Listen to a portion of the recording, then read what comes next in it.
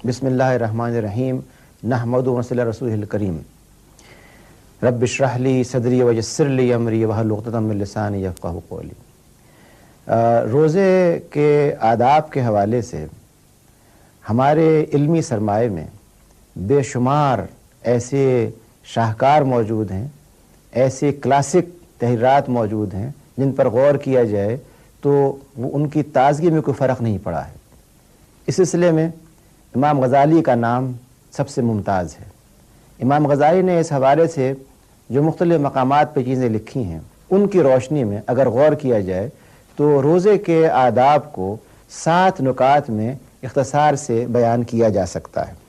इसमें सबसे पहली चीज़ जो हमारे सामने आनी चाहिए वो ये कि रोज़े का मफ़हूम क्या है। क्या रोज़े का मफ़हूम ये है कि एक शख्स महज खाने पीने जिनसी ख्वाहिश से रुक जाए, या इसके अलावा रोज़े का एक अदब है, रोज़े की एक सकाफ़त है, रोज़े की एक तहज़ीब है, रोज़े का एक निज़ाम है, रोज़े का एक तरीक़ा है जिसको अगर इख्तियार किया जाए तो रोज़े की रूह को और माह सियाम की बरक़ात को हम ज़्यादा सही तौर पे हासिल कर सकते हैं। इसमें इमाम साहब ने जो चीज़ें हमें समझाई हैं उनमें से पहली चीज़ ये है कि एक शख्स अगर रोज़ा रखता है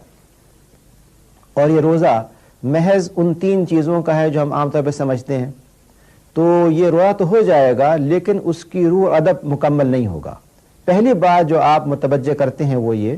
कि रोज़े में निगाहों को नीचा रखना ये रोज़े के आदाब में से एक बुनियादी अदब है।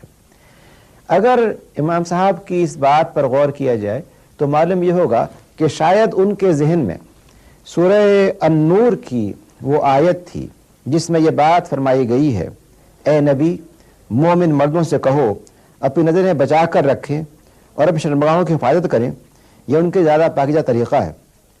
जो कुछ वो करते हैं अल्लाह उससे बाखबर है। और ए नबी मोमिन औरतों से कहो कि अपनी नज़रें नीची रखें।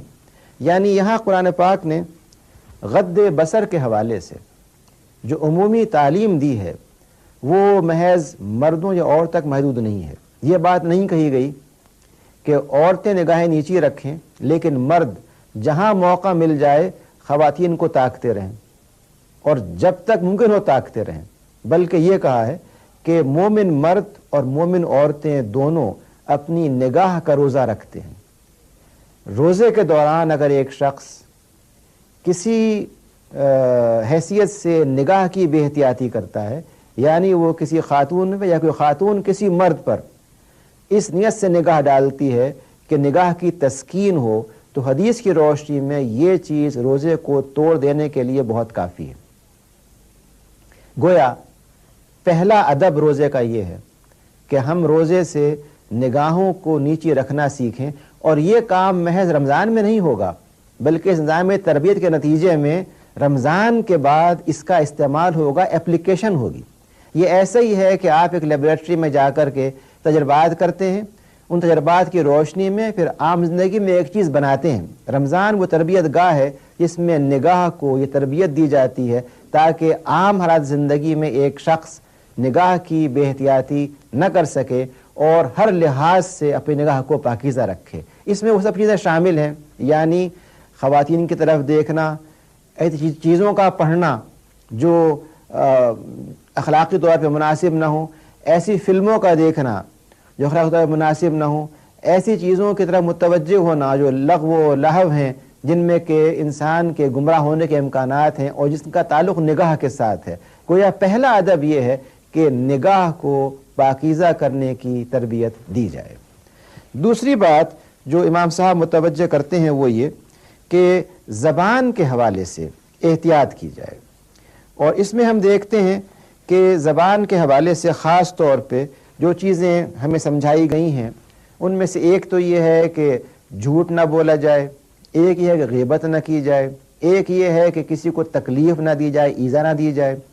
एक ये है कि झगड़ा ना किया जाए, एक ये है कि ऐसा अहद ना किया है जो तोड़ना हो या अहद को तोड़ा ना जाए। गोया ज़बान के हवाले से भी इमाम साहब ने जो बात फरमाई है वो गैर मामूली अहमियत रखती है, और बज़ाहिर ये मालूम होता है कि ये बात कहते वक्त उनके जहन में सूरह الحجرات کی وہ آیت تھی جس میں یہ بات فرمائی گئی ہے، اے لوگو جو ایمان لائے ہو، بہت گمان سے پرہیز کرو کہ بعض گمان گناہ ہوتے ہیں، اور تجسس نہ کرو، اور تم میں سے کوئی کسی کی غیبت نہ کرے۔ کیا تمہارے اندر کوئی ایسا ہے جو اپنے مرے ہوئے بھائی کا گوشت کھانا پسند کرے؟ دیکھو تم خود اس سے گھن کھاتے ہو، اللہ سے ڈرو، اللہ بڑا توبہ قبول کرنے والا رحیم ہے۔ گویا یہاں پر جو بات غیبت کے حوالے سے فرمائی گئی وہ یہ ہے کہ اگر ایک شخص روزے کے دوران غیبت کرتا ہے، بدگوئی کرتا ہے، تو وہ ایک ایسے جرم کا ارتکاب کر رہا ہے جو انتہائی کری ہے، تکلیف دہ ہے۔ کیا کوئی شخص یہ پسند کر سکتا ہے کہ وہ اپنے مردہ بھائی کا گوشت نوچ نوچ کر کے کھائے؟ قرآن پاک نے جو مثال دی ہے وہ اتنی آنکھیں کھولنے والی ہے، اتنی متوجہ کرنے والی ہے، اگر اس کو ایک مرتبہ سن لیا جائے تو کبھی ہم اسے بھول نہیں سکتے۔ جائزہ لے کے دیکھیے ہمارے آج کے معاشرے میں غیبت شاید ہماری سب سے زیادہ محبوب مشغلے کی حیثیت رکھتی ہے۔ یعنی کسی شخص کے بارے میں اگر آپ کو ایک معمولی سی بات معلوم ہو جائے تو ہم چاہتے ہیں کہ اس کے پیچھے اس کا ذکر مزے لے لے کر کے، اس میں اضافے کر کے، حاشیے لگا کر کے، اس کی تفصیلات بیان کرتے ہوئے اس کو کیا جائے تاکہ وہ شخص دوسروں کی نگاہ میں کمتر ہو جائے۔ غیبت محض یہ نہیں ہے کہ ایک شخص کی غیر موجودگی میں بات کی جائے، بلکہ حدیث سے اس بات کی صراحت ہوتی ہے کہ غیبت یہ بھی ہے کہ ایک شخص کی موجودگی میں اس کے بارے میں کوئی ایسی بات کی جائے جو اس کی تصویر کو، اس کی امیج کو، اس کے بارے میں لوگوں کی رائے کو کمتر بنا دے اور اس کو تکلیف پہنچائے۔ گویا زبان کے حوالے سے جو بات یہاں فرمائی گئی ہے وہ یہ کہ زبان کا استعمال ان چیزوں میں نہ کیا جائے جو اس کے اخلاقی حیثیت سے، معاشرتی حیثیت سے خرابیوں کا باعث بن سکتے ہیں۔ اس حوالے سے ہمیں ایک حدیث میں مزید وضاحت ملتی ہے۔ علیہ الصلوۃ والسلام کو یہ بتایا گیا کہ دو خواتین ایسی ہیں جو روزے میں اتنی پریشان ہیں، ان کو اتنی تکلیف ہو رہی ہے کہ وہ چاہتی ہیں کہ اپنے روزے کو توڑ دیں۔ حضور نے فرمایا کہ ایک پیالہ لے جاؤ اور ان سے کہو کہ اس پیالے میں وہ قے کریں۔ ایک خاتون کو جب پیالہ دیا گیا اور اس نے اس میں قے کی تو اس میں تازہ گوشت نکلا اور وہ آدھا بھر گیا۔ جب پیالہ دوسری خاتون کو دیا گیا اس نے بھی قے کی، اس میں بھی گوشت نکلا اور تازہ گوشت نکلا۔ اس حدیث سے جو بات واضح ہوتی ہے وہ یہ کہ یہ معاملہ محض ایک تصوراتی نہیں ہے، یہ محض ایسا نہیں ہے کہ سمجھانے کے لیے بات کہہ دی گئی ہو، بلکہ وہ خواتین غیبت کر رہی تھیں جس کی بنا پر ان کے اندر وہ اندرونی طور پہ ایک پریشانی پیدا ہوئی، اور جب حضور تک یہ بات پہنچی تو آپ نے ان کی اس کمزوری کو سب کے لیے مثال بنانے کے لیے یہ حکمت اختیار کی کہ ایک پیالہ بھجوا کر کے سب کو دکھا دیا کہ اگر ایک شخص غیبت کرتا ہے تو انجام کیا ہوتا ہے۔ گویا روزے کا ایک بنیادی ادب یہ ہے کہ اس کے دوران غیبت سے، چغل خوری سے، بدگوئی سے، فحش زبان استعمال کرنے سے، ایسے الفاظ کہنے سے جو بد اخلاقی کے الفاظ ہیں، مکمل طور پہ اجتناب کیا جائے۔ روزے کا ایک اور ادب یہ ہے کہ کانوں سے وہ بات نہ سنی جائے، کانوں کو ایسی چیزوں کا عادی نہ بنایا جائے جن کو قرآن کریم نے لہو و لعب سے تعبیر کیا ہے۔ ہم دیکھتے ہیں کہ روزے کے دوران اور رمضان کے دوران شاید ہی کوئی اسلامی ملک ایسا ہو جہاں پر یہ اہتمام کیا جائے کہ وہ تمام مخرب اخلاق گانے اور وہ تمام پروگرام جس میں کہ جنسی بے رحمی سکھائی جاتی ہے، جس میں جنسوں کا اختلاط ہوتا ہے، جس میں ایک دوسرے کے جسم کو ٹچ کیا جاتا ہے، جو اسلام کے بالکل منافی ہے، چاہے وہ ڈرامے ہوں یا کوئی اور چیزیں ہوں، ان تمام پروگراموں میں جو کہ ایک شخص کو جنسی بے رحمی پر ابھارتے ہیں ان کو ہم دیکھتے رہتے ہیں اور ساتھ میں چند لمحات کے لیے اللہ کا ذکر بھی کر لیتے ہیں۔ روزہ اور رمضان کا مہینہ اس بات کی تربیت دیتا ہے کہ کانوں سے جو چیز سننی ہے، آنکھوں سے جو چیز دیکھنی ہے، اس کی بھی پاکیزگی کی تزکیہ کیا جائے۔ جب تک ہم اپنے آڈیشن اور ویژن کو سننے اور دیکھنے کی اصلاح نہ کریں اس وقت تک ہم اللہ کے حضور مسئولیت سے فارغ نہیں ہو سکتے۔ قرآن کریم میں سورہ بنی اسرائیل میں یہ بات فرمائی گئی ہے کہ بلا شبہ اللہ تعالیٰ کے سامنے جو کچھ تم سنتے ہو، جو کچھ تم دیکھتے ہو، جو کچھ تمہارے کانوں میں جاتا ہے، جو تمہاری آنکھوں کے ذریعے تمہارے علم میں آتا ہے، اس سب کے لیے مسئولیت ہے، جواب ہے، احتساب ہے، حساب ہے، اس کی جواب دہی کی جائے گی۔ تو یہاں جو تیسری بات ہمارے علم میں آتی ہے وہ یہ کہ رمضان کے دوران خاص طور پہ اس تربیت کی ضرورت ہے کہ ہم کن چیزوں کو سنیں تاکہ سال کے بقیہ مہینوں میں اس کا اہتمام کیا جا سکے، اور ان 11 مہینوں میں جو سمجھا جاتا ہے کہ آزادی کے مہینے ہیں اور 1 مہینہ پابندی کا ہے، ان میں ہم اخلاقی طور پہ اپنے کانوں کو اس بات کا عادی بنا سکیں کہ ہمیں کیا چیز سننی ہے اور کیا چیز نہیں سننی ہے۔ اس حوالے سے سورہ المائدہ میں اللہ سبحانہ و تعالی نے جو بات فرمائی ہے وہ ہمارے لیے بہت قابل غور ہے۔ سورہ المائدہ کی آیت نمبر 41 میں یہ بات فرمائی گئی ہے کہ جو منہ سے کہتے ہیں ہم ایمان لائے مگر دل ان کے ایمان نہیں لاتے، یا ان میں سے ہوں جو یہودی ہیں جن کا حال یہ ہے کہ جھوٹ کے لیے کان لگاتے ہیں، یعنی سماعون للکذب۔ اور اسی چیز کو آگے سورہ المائدہ کی ایک اور آیت میں یوں فرمایا گیا ہے کہ یہود کے وہ سربراہ حضرات، وہ دیندار افراد، وہ ان کے رہنما اور راہب، ان کے علماء جو لوگوں کو بری بات سننے سے نہیں روکتے، اپنے فریضے سے غافل ہیں اور غلطی کا ارتکاب کر رہے ہیں۔ چنانچہ آیت نمبر 63 میں یہ بات فرمائی گئی ہے، کیوں ان کے علماء اور مشائخ انہیں گناہ پر زبان کھولنے اور حرام کھانے سے نہیں روکتے،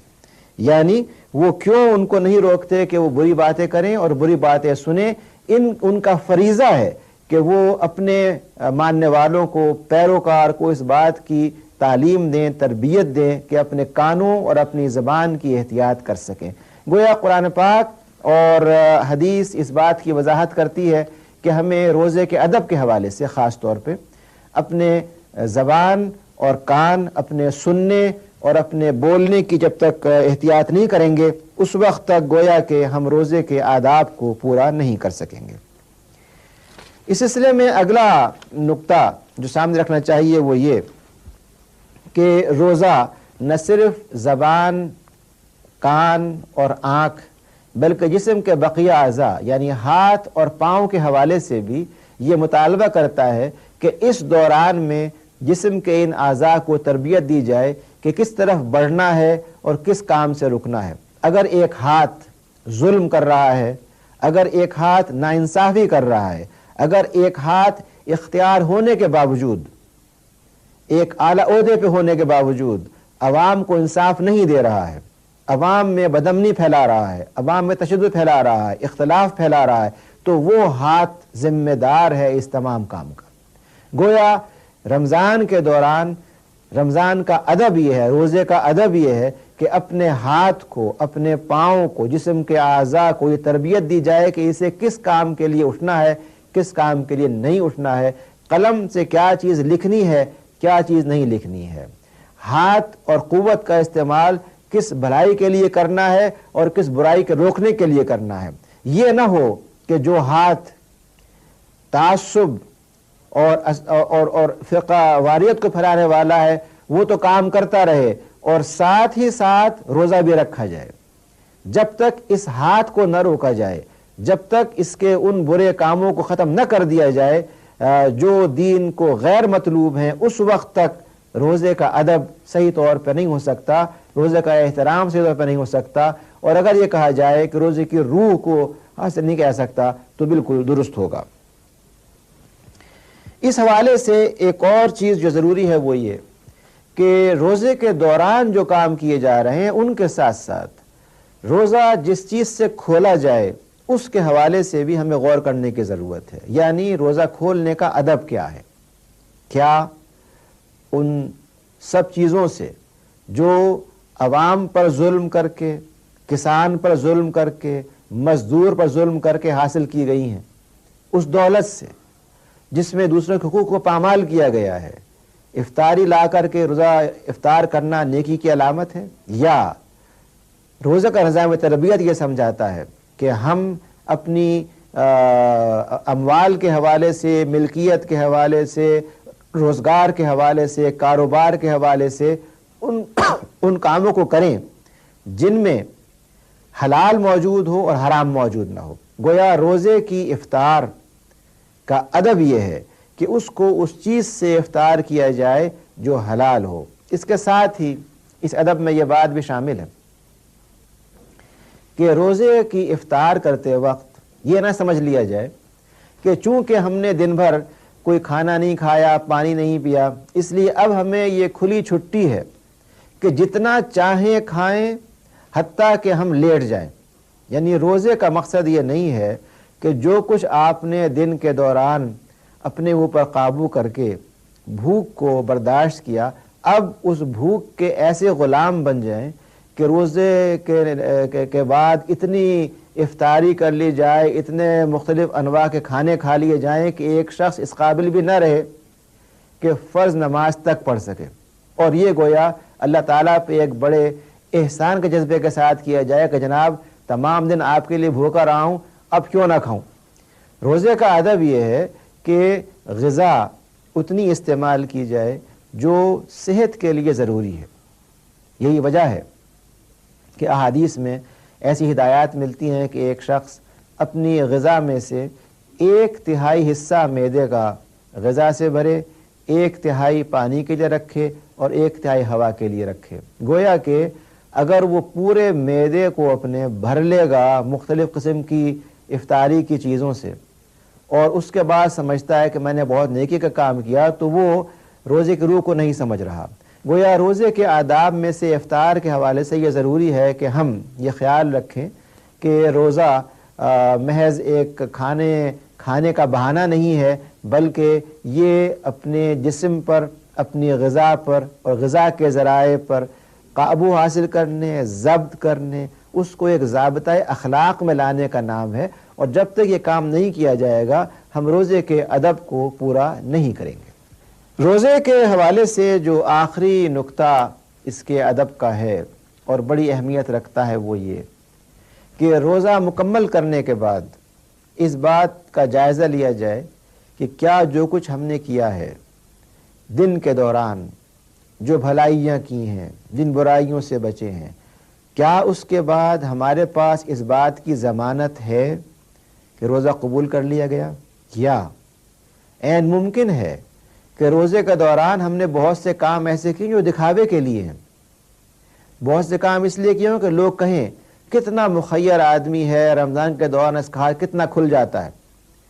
اس لیے کیے ہوں کہ لوگ کہیں کتنا لوگ کا خیر کرنے والا انسان ہے کہ اپنے گھر پہ 100-150 آدمیوں کو افطاری کے لیے بلا رہا ہے، لوگ یہ کہیں کہ کتنا اچھا انسان ہے کہ رمضان کے دوران بہت سے کپڑے، بہت سے لحاف، بہت سے کمبل، بہت سی چیزیں لوگوں میں تقسیم کر رہا ہے۔ یعنی اگر یہ سارا نیکی کا کام ریا کے جذبے کے ساتھ ہے، دکھاوے کے لیے ہے، تو گویا ہم نے روزہ رکھنے کے باوجود نہ اس کا ادب کیا، نہ اس کی برکتوں کو حاصل کیا۔ اس چیز کو اسلامی اصطلاح میں 2 الفاظ سے ظاہر کیا جاتا ہے، یعنی رجا اور خوف۔ یعنی اللہ سبحانہ و تعالیٰ کی طرف سے امید اور اس کی خوف اور فکر کی بنا پر ایک کام کو کرنا۔ روزہ دار کو جب تک یہ احساس نہ ہو کہ عین ممکن ہے سارے دن کی محنت کے باوجود کوئی چیز ایسی ہو جائے کہ اللہ سبحانہ و تعالیٰ اس روزے کو واپس میرے منہ پر مار دیں، جب تک یہ احساس نہ ہو اس وقت تک یہ پورا امکان ہے کہ روزے کے دوران ہم بہت سے ایسے کام کر بیٹھیں جو ریا کا باعث ہوں اور جن میں کہ اللہ تعالیٰ کا خوف نہ پایا جائے، یہ طلب نہ ہو کہ اللہ سبحانہ و تعالیٰ تمام عبدیت کے باوجود، تمام خاکساری کے باوجود، تمام بندگی کے باوجود آپ رب کریم ہیں، آپ قبول کرنے والے ہیں، آپ ہماری خطاؤں سے درگزر کرنے والے ہیں، ان کو ڈھانپنے والے ہیں، ان کو چھپانے والے، انہیں پردہ ڈالنے والے، اور اس بنا پر اگر ہم سے اس دوران کوئی کمی رہ گئی ہے درگزر کیجئے، ہماری کمزوریوں کو نظر انداز کیجئے، ہماری عاجزی کو قبول کر لیجئے اور ہمارے اس دن کی عبادت کو ٹھکرائیے نہیں بلکہ شرف قبولیت بخش دیجئے۔ جب تک یہ احساس ایک روزہ کے اندر نہیں ہوگا اس وقت تک وہ روزے کی روح کو نہیں سمجھ سکے گا۔ گویا کہ روزے کے ادب کے حوالے سے ہم نے جو چیزیں آج زیر بحث ہم نے گفتگو کی ہے ان میں سب سے بنیادی چیز یہ ہے کہ روزے کے دوران ایک شخص نگاہ کے حوالے سے، اپنی زبان کے حوالے سے، اپنے کانوں کے حوالے سے، اپنے قلب کے حوالے سے، اپنے ذہن کے حوالے سے، ان تمام ذرائع کے حوالے سے جو حلال و حرام کی شکل میں ہمارے سامنے موجود ہیں، روزے کی افطار کے حوالے سے، اور آخر کار اس پہلو پر کہ جب تک ہم اللہ سبحانہ و تعالیٰ کے حضور روزہ مکمل کرنے کے ساتھ ساتھ یہ بار بار استدعا نہ کریں، دعا نہ کریں کہ اس کو قبول کر لیا جائے اور خلوص نیت کے ساتھ بار بار جائزہ لے کر دیکھا جائے کہ ہم نے کوئی کام ایسا تو نہیں کیا ہے جس میں محض دکھاوا ہو، یہ وہ کیفیت ہے جو ہمارے روزے کو اس کی روح، اس کی لذت، اس کے مناسب ثمرات ہم تک پہنچانے کا باعث بن سکتی ہے۔ اللہ سبحانہ وتعالیٰ سے دعا ہے کہ وہ ہمیں اس بات کی توفیق دیں کہ روزے کو اس کے آداب کے ساتھ کریں، یعنی روزہ محض ایک جسمانی عبادت نہ ہو جس میں کہ ایک شخص جسمانی طور پر نہ غذا کھا رہا ہے، نہ پانی پی رہا ہے، نہ جنسی خواہش کو پورا کر رہا ہے، لیکن ان تینوں چیزوں کے ساتھ ساتھ ہم ان آداب کا خیال رکھیں جن کا تعلق ہماری نگاہوں سے ہے، ہماری سماعت سے ہے، ہماری گفتگو سے ہے، ہمارے اعضاء سے ہے، ہمارے زندگی کے سارے معاملات کے ساتھ ہے۔ جب روزے کو اس ادب کے ساتھ کیا جائے گا تو پھر وہ انقلاب ہونا لازمی ہے، وہ تبدیلی لازمی ہے جو روح کو، جسم کو، اقتصاد کو، سیاست کو، گھر کے ماحول کو، ہر چیز کو تبدیل کر کے برکتوں میں، اللہ تعالیٰ کے فضل میں، اللہ تعالیٰ کی نعمتوں میں تبدیل کر دیتی ہے، اور جس کے اثرات ہر فرد پر انفرادی حیثیت سے، ہر خاندان پر عائلی حیثیت سے، اور معاشرے بسنے والے افراد پر معاشرتی حیثیت سے ظاہر ہوتے ہیں۔ اللہ سبحانہ و تعالی ہمیں توفیق دے کہ ہم اپنی ذاتی زندگی میں، اپنے خاندان اور معاشرے میں ادب کے ساتھ روزے کا اہتمام کر کے ان برکات سے فیضیاب ہو سکیں۔ وآخر دعوانا الحمدللہ رب العالمین۔